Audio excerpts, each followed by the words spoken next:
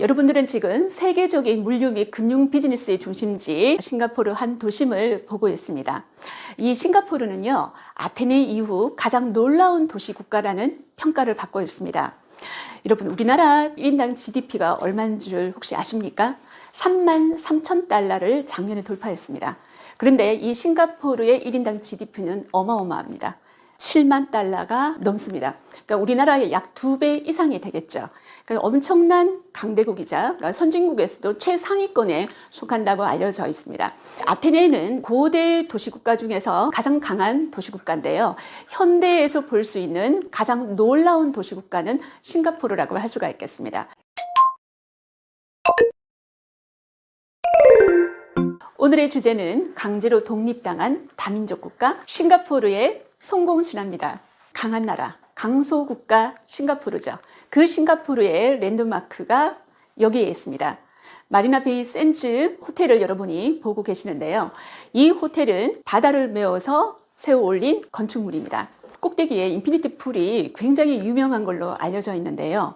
이 건축물을 우리나라 대한민국의 쌍용 건설이 시공한 걸로 알려져 있습니다. 싱가포르로 본격적인 여행을 떠나기 전에 이 싱가포르에 대해서 잠시 알고 지나가도록 하겠습니다. 싱가포르는 산무의 나라로 알려져 있습니다. 우선 겨울이 없습니다. 열대 우림 기후죠. 그리고요, 폭력이 없는 나라로 알려져 있습니다. 폭력을 행사했을 경우에는 엄청난 태형이 그를 기다리고 있을 겁니다. 부부싸움도 절대 하면 안 되는 나라가 싱가포르가 되겠습니다. 무시무시한 놀이기구도 싱가포르에는 볼 수가 없습니다. 아주 재미있고 심심한 놀이기구만 볼 수 있는 나라가 싱가포르가 되겠습니다. 여기에 하나를 더한다면 사무의 나라가 되겠는데요. 산도 없습니다. 가장 높은 게 168m 정도밖에 되지 않죠. 우리나라의 한 뒷동산 정도로 생각하시면 될 것 같습니다. 지구 전체로 봤을 때 이 싱가포르는 작은 점으로 표현이 되죠. 말레이 반도 끝에 위치하고 있습니다. 싱가포르를 좀 더 자세히 살펴보도록 하겠습니다. 오른쪽에 보면은 말레이 반도 싱가포르를 여러분들이 볼 수 있을 건데요. 빨간색 부분이 보이시죠? 이 부분들은 전부 다 갯벌을 메꿔 가지고 만든 국토가 되겠습니다. 그래서 아직까지 간척 사업이 진행되고 있고요. 미래에도 계속 간척 사업은 진행될 거라고 알려져 있습니다. 또 국토 면적이 굉장히 좁은 나라로 알려져 있는데요. 우리나라의 부산과 서울 그 중간 정도의 크기라고 생각하면 됩니다. 굉장히 국토 면적이 좁죠. 도시국가입니다.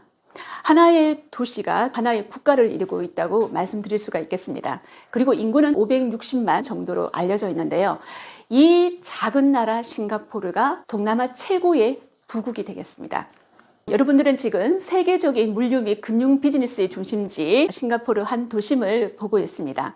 이 싱가포르는요, 아테네 이후 가장 놀라운 도시 국가라는 평가를 받고 있습니다. 여러분, 우리나라 1인당 GDP가 얼마인 줄 혹시 아십니까? 33,000달러를 작년에 돌파했습니다. 그런데 이 싱가포르의 1인당 GDP는 어마어마합니다. 7만 달러가 넘습니다. 그러니까 우리나라의 약 2배 이상이 되겠죠. 그러니까 엄청난 강대국이자 그러니까 선진국에서도 최상위권에 속한다고 알려져 있습니다. 아테네는 고대 도시국가 중에서 가장 강한 도시국가인데요. 현대에서 볼 수 있는 가장 놀라운 도시국가는 싱가포르라고 할 수가 있겠습니다. 이 싱가포르가 이렇게 놀랍게 발전할 수 있었던 이유는 다민족 국가이기 때문이죠. 다민족 국가로서 성공 신화를 이룩했던 대표적인 사례가 싱가포르가 되겠습니다. 그러면 이 다민족 국가는 어떻게 시작되었는지 한번 살펴보도록 하겠습니다. 싱가포르 공식 마스코트입니다. 머라이언 석상인데요. 마리나 베이에 위치하고 있습니다. 우리가 보통 인어를 멀메이드라고 하죠. 사자는 라이언입니다. 사자 머리를 하고 있는 인어라고 생각하시면 될 것 같습니다. 리콴유 총리가 이 머라이언 석상을 싱가포르의 공식 마스코트로 인정을 했습니다. 그래서 이 싱가포르는 산스크리트어로 사자의 도시라고 알려져 있는데요. 산스크리트어로 발음하자면 시나푸라가 되겠습니다. 싱가포르 도심에 있는 레플스의 동상인데 굉장히 간지가 넘쳐나는 동상 같지 않습니까? 싱가포르 도심 항복판에 이렇게 멋진 포즈를 하고 있는 이 인물이 바로 싱가포르를 자유무역항으로 발전시킨 첫 인물이 되겠습니다. 싱가포르를 여행하시다 보면 레플스라는 이름을 가진 거리도 볼 수 있을 거고요. 병원도 볼 수가 있습니다. 그리고 그다란 건축물도 볼 수가 있죠. 이 레플스가 싱가포르의 시작점이라고 알고 있습니다. 싱가포르 국립박물관에 가시면 이 레플스가 싱가포르에 첫 상륙했던 그 시기부터 싱가포르의 역사로 기록하고 있습니다. 그 이전의 역사는 굉장히 간략하게 다루고 있죠. 그래서 싱가포르 역사에서 이 레플스의 위상은 상당하다라고 말씀드릴 수가 있겠습니다. 그럼 레플스가 어떤 인물인지 잠시 살펴보도록 하겠습니다. 영국 동인도 회사의 직원으로 아주 명망이 자자했던 인물이 바로 스탠퍼드 레플스가 되겠습니다. 인도네시아 자바에서 동인도 회사의 직원으로서 총독으로 있었던 인물이 바로 레플스가 되겠습니다. 이 레플스는 싱가포르를 세계에서 아주 유명한 자유무역항으로 길러냈던 인물입니다. 이 싱가포르를 나의 자식이라고 얘기를 했었고요. 나의 새로운 식민지라고 할 만큼 애정을 가지고 있었다고 알려져 있습니다. 이 레플스가 도착한 당시에 조호르 술탄국이 이 지역을 지배하고 있었습니다. 세인트 존스 섬인데요.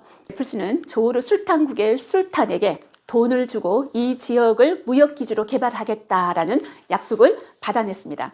그리고 그가 만든 이 자유무역항 싱가포르는 관세를 부과하지 않았다는 거죠. 이 관세를 부과하지 않음으로 인해 가지고 전 세계에서 싱가포르를 찾기 시작했는데요. 고무주석의 수출 당국으로 급부상을 했습니다. 여러분, 고무와 주석의 나라, 그러면 떠오르는 나라가 있죠. 그렇습니다. 바로 말레이시아가 되겠습니다. 이 말레이시아에서 고무주석이 상당히 많이 나는데요. 그 고무주석을 싱가포르의 자유무역항을 통해 가지고 전 세계로 실어 날렸다는 거죠. 왜냐하면 싱가포르가 말라카 해협의 입구에 위치해 있었기 때문이죠. 이 말라카 해협은 동양의 지브롤터 해협으로 알려져 있는데요. 말레이시아와 인도네시아 사이에 위치해 있습니다.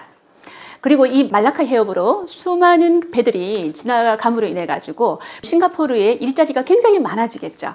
그래서 주변 인접국에서 많은 노동자들이 유입되었습니다. 주석 방산 노동자, 항만 노역자, 그리고 고무 농장의 노동자들이 많이 유입이 되어서 이주민들이 굉장히 많이 증가했습니다. 그 이주민 중에서 가장 많은 이주민들은 바로 중국계였습니다.